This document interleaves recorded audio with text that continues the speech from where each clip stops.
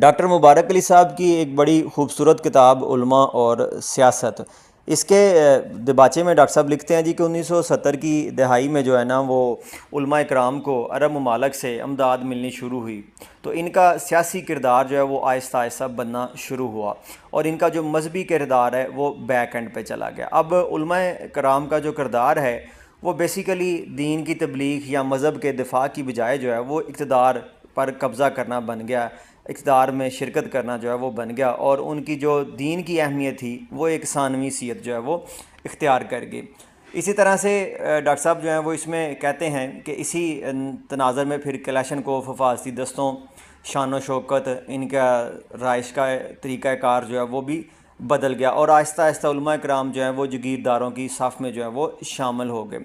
لیکن پاکستان اور دوسرے مسلم ملکوں میں جو فرق ہے وہ یہ ہے کہ جی اس شان و شوکت کی علامتوں کو اختیار کرنے کے باوجود یہ آج تک انتخابات میں کامیاب نہیں ہو سکے، کیونکہ لوگ اب بھی سیاست اور مذہب کو علیحدہ سمجھتے ہیں، اور علماء کے کردار کو صرف مسائل حل کرنے کے لیے جو ہے وہ محدود انہوں نے کر کے رکھا ہوا ہے۔ پاکستان میں علماء کی جماعتیں اس لیے مقبولیت حاصل نہیں کر سکیں کیونکہ ایوب خان کے بعد ان کا تعلق کسی نہ کسی طرح سے اقتدار کے ساتھ رہا ہے۔ جہاں آمریت ناکام ہوئی وہاں علماء بھی آمروں کے ساتھ تعاون کرنے پر غیر مقبول ہوئے۔ اس کتاب کے تعارف میں ڈاکٹر صاحب جو ہیں وہ لکھتے ہیں جی کہ جتنے بھی مذاہب ہیں نا یہ شروع میں بڑے ہی سادہ تھے، عام فہم کے مذاہب تھے اور عام بندے کی سمجھ میں جو ہے وہ آنے والے تھے، لیکن جب ان مذاہب کا پھیلاؤ ہوا، اس میں نو مسلم لوگ جو ہیں وہ آئے، اور وقت کے ساتھ ساتھ رسومات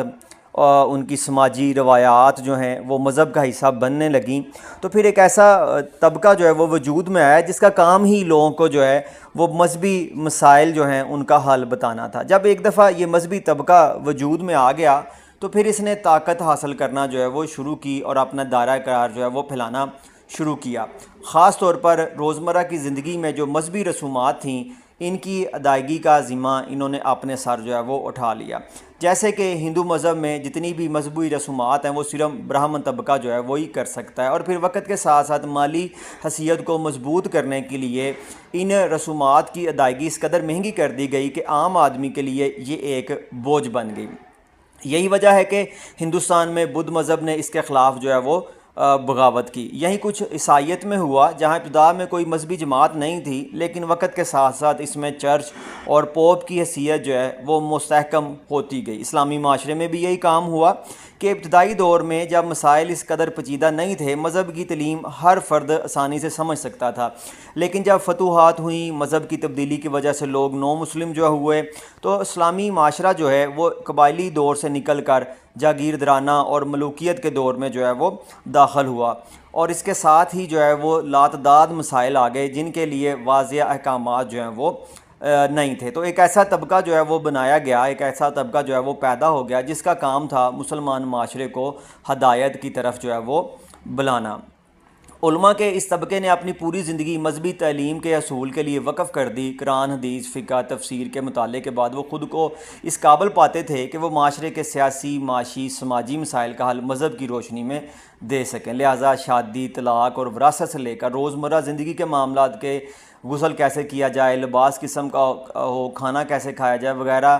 تک جو لوگ ہیں وہ ان سے مسائل پوچھنے لگے۔ دوسری طرف حکومت نے عدالتی امور اور انتظامیہ میں ان کا تقرر کرنا شروع کر دیا، جس میں قاضی، مفتی اور صدر کے عہدے قابل ذکر ہیں۔ ان حیثیتوں میں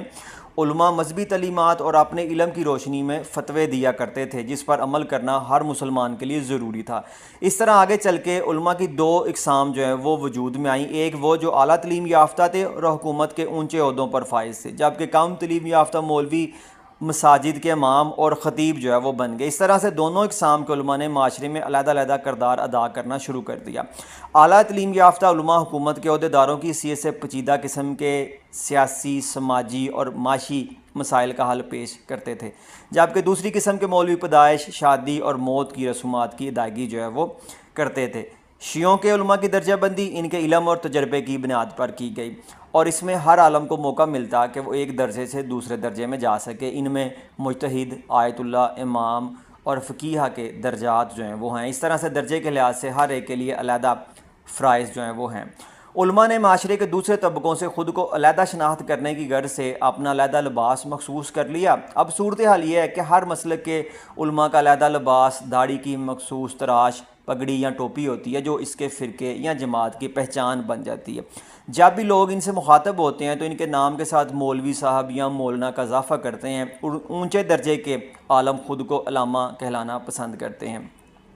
اس لیے یہ کہنا مناسب نہیں کہ اسلام میں کسی مذہبی گروہ کا وجود نہیں۔ علماء کی شکل میں یہ مذہبی طبقہ موجود ہے، اور ہر وہ شخص جو مسلمان گھرانے میں پیدا ہوا ہے، اس کی زندگی میں پیدائش سے لے کر موت تک مولوی کا وجود ہوتا ہے، اور سیکولر ہونے کے باوجود ایک مسلمان اس پر مجبور ہے کہ روزمرہ کے مسائل میں ان کے مشورے کو تسلیم کرے۔ یہی وجہ ہے کہ اردو کے بہت سے اخباروں میں ہر ہفتہ مسئلہ مسائل کا ایک کالم آتا ہے جس میں مولوی فتوے دے کر ان کا حل پیش کرتا ہے۔ اسی طرح سے علماء عام آدمی کی زندگی سے لے کر اس کے روزمرہ کے معاملات اور پبلک لائف میں عمل دخل کرتے ہیں۔ مسلمان معاشرے میں چونکہ مذہب زندگی کے ہر شعبے میں پیوست ہے، اس لیے ہر نیا کام شروع کرنے سے پہلے یا ہر نئی چیز اختیار کرتے وقت اس بات کی ضرورت سمجھی جاتی ہے کہ اس کے بارے میں علماء کی رائے لی جائے۔ جیسے کل ہی کراچی میں جو ہے وہ ڈاکٹر ذاکر نائک جو ہے ان دنوں پاکستان جو ہے وہ حکومت کی دعوت پہ آئے ہوئے ہیں، انہوں نے سوشل میڈیا کے استعمال کو مذہب کو پھیلانے کے استعمال پر جو ہے وہ زور دیا، اور لوگوں کو جو ہے اس بات پہ قائل کیا کہ آپ سوشل میڈیا کا جو استعمال ہے وہ پازیٹیو وے میں جو ہے وہ کر سکتے ہیں۔ کہتے ہیں اسی رجحان کی وجہ سے مسلمان معاشرے میں علماء کی اہمیت بڑھ گئی، اور وہ ان معاملات میں بھی مشورے دیتے جن کے بارے میں ان کا علم محدود ہوتا۔ اس لیے اکثر متضاد فتوے دے دیے جاتے جو مسائل کو حل کرنے کی بجائے انہیں اور الجھا دیتے۔ یہی وجہ ہے کہ آبادی کے کنٹرول، انشورنس، بینکنگ اور انٹرسٹ کے مسائل اب تک مذہبی طور سے حل نہیں ہوئے۔ یہ اس بات کا ثبوت ہے کہ علماء بدلتے ماحول اور اس کے تقاضوں سے ناواقف ہیں۔ اب یہ بات کسی حد تک ٹھیک نہیں ہے۔ آپ دیکھیں مولانا فضل الرحمان صاحب جو ہیں وہ کل PDM-1 کے سرخیل تھے، لیکن آج جو ہیں وہ اینٹی اسٹیبلشمنٹ جو ہیں وہ بن رہے ہیں، اور وہ کہہ رہے ہیں کہ نیوٹرل ادارے کے قابو میں جو ہے وہ نہیں آ رہے۔